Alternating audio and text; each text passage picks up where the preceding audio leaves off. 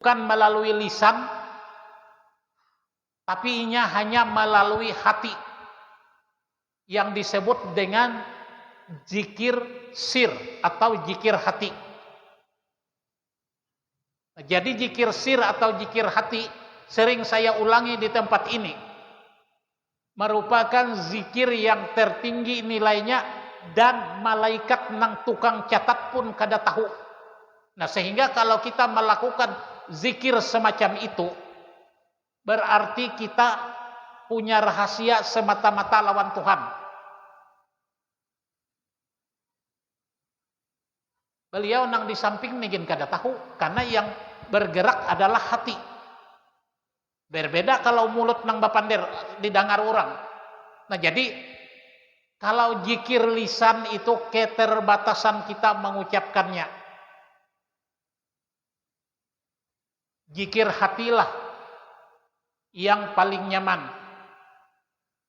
Nah, jadi caranya dengan menyebutkan ismu zat, salah satunya nama Allah.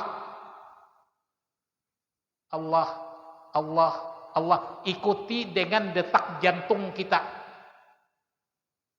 Ilmu semacam itu tidak perlu kita rahasiakan. Cuma tinggal sampian atau ulun apakah ma'amal atau kada setelah tahu.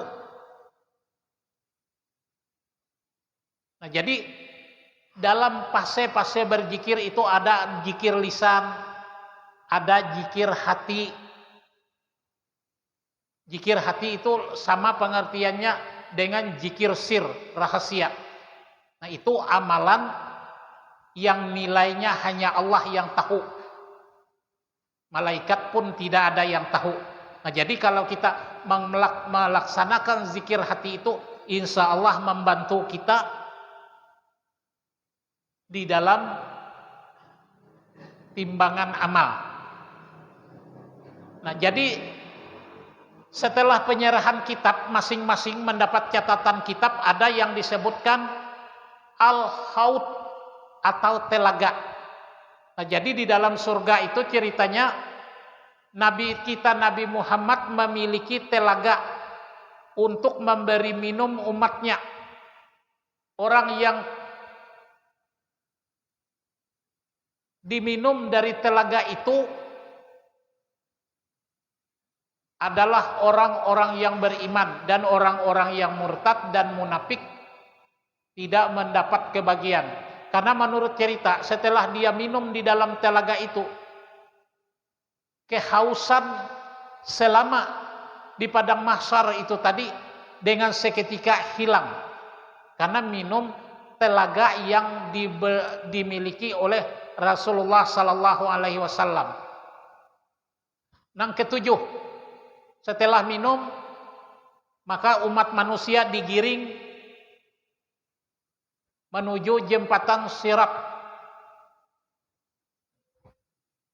Jembatan itu menurut cerita membentang, nang di bawahnya itu bergejolak api neraka. Dan jembatan itu semacam pisau yang begitu tajam.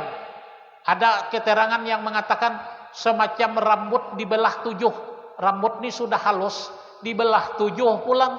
Kayak apa halusnya? Saking halus dan tajamnya. Nah, jadi orang melintas di situ, bagi yang mempunyai amal kebaikan yang banyak, amal ibadahnya baik, maka inya secepat kilat bagaikan terbang. Nah, jadi orang menyeberang tempat itu menurut keterangan bermacam-macam cara tergantung amaliyahnya di dunia. Ada nang tertatih-tatih. Nah, yang menyeberang itu, yang gugur adalah orang-orang yang kafir kebanyakan. Nah, kalau orang-orang yang sedikit ada iman di dalam dadanya, itu biasanya selamat walaupun berjalannya itu merangkak atau tertatih-tatih. Setelah itu ada namanya fase syafaat Rasulullah sallallahu alaihi wasallam. Nah, jadi waktu menyeberang pada titian Siratal Mustaqim itu, Rasulullah itu berdiri di sampingnya. Nah, jadi bila orang menyeberang pinater tati-tati, disitulah Rasulullah memberikan syafaat kepada umatnya tersebut. Nah, makanya kalau kita ingin memperoleh syafaat Rasulullah, cintai Rasulullah, kira mencintainya kayak apa? Bersalawat kepada Nabi, mengamalkan ajaran Nabi, mengikuti apa yang diperbuat oleh Nabi.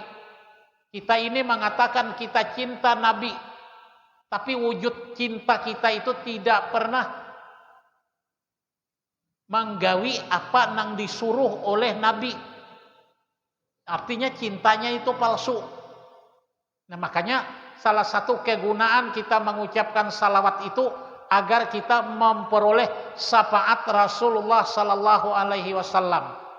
Nah, setelah tetian siratal mustaqim diseberangi, Rasulullah memberikan syafaat. Fase yang terakhir adalah fase surga dan neraka. Di dalam surah Al-Jumar ayat 71 disebutkan, orang-orang kafir dibawa ke neraka jahanam dengan berumbung-rumbungan, dan orang-orang yang bertakwa kepada Rabbnya dibawa ke dalam surga berumbung-rumbungan. Nah, jadi orang yang bertakwa dibawa ke dalam surga secara rumbungan. Nah, di dalam surah Al-Mu'min ayat ke-17 dijelaskan, pada hari ini tiap-tiap jiwa diberi balasan dengan apa yang diusahakannya. Tak ada yang dirugikan pada hari ini. Nah, ini penegasan Al-Quran. Jadi Tuhan memberi ganjaran atau siksa dengan seadil-adil mungkin. Tidak ada malaikat yang salah mencatat pembukuan. Jadi dibalas sesuai dengan usaha masing-masing. Nah, di dalam menghadapi huru-haranya dunia kiamat itu ada 6 kelompok manusia yang mendapat syafaat pada hari kiamat. Pertama, orang yang mengucapkan kalimat tauhid dengan ikhlas. Itu kelompok manusia yang diselamatkan di hari kiamat.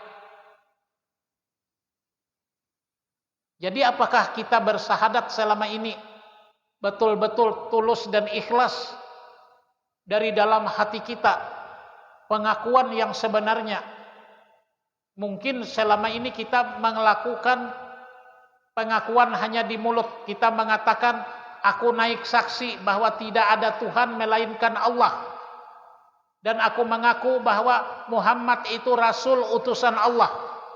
Tetapi apa yang dipesankan oleh Al-Quran, apa yang dipesankan oleh Nabi dalam hadis kita langgar. Berarti syahadat kita itu masih belum sempurna.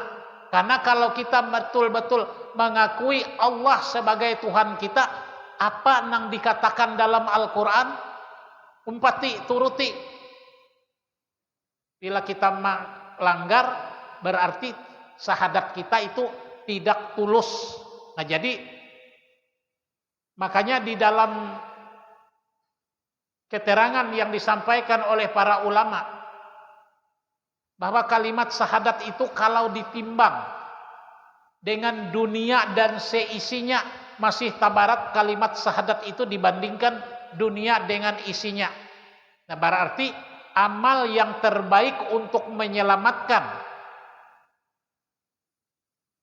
umat manusia dan untuk mendapat syafaat Rasulullah adalah bersahadat dengan baik dan benar.